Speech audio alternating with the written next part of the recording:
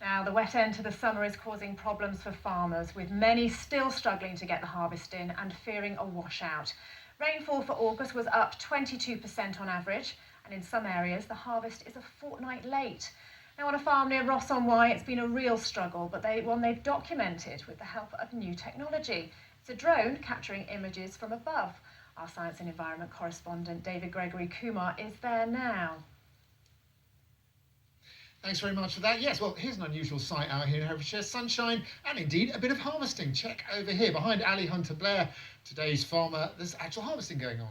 Yeah, we're finally back on combining again, which is fantastic. We've had a nice week off, had a lot of rain, but we've got some sunshine at the moment, which is a very, very rare commodity.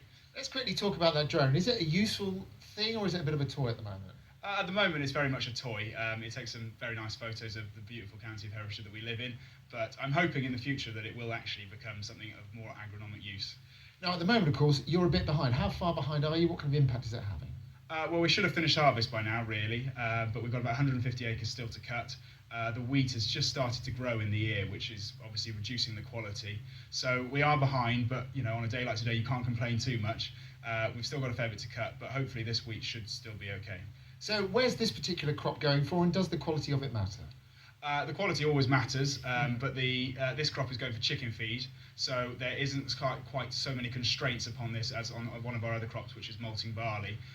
So hopefully everything can go through the dry. We're going to have to dry everything now because it's all too wet to go to be saled, but there shouldn't be too many problems. So it's a bit of a trade-off, isn't it? If you have to dry it, presumably that costs money, and you have to work out whether it's worth it or not. Yeah, absolutely. So obviously every ton we dry costs us more money. And yeah, the more that we have to dry, the more money it costs us. So it's a bit of a trade-off, but when you get this late in the season, unfortunately, you've just got to take every opportunity you can.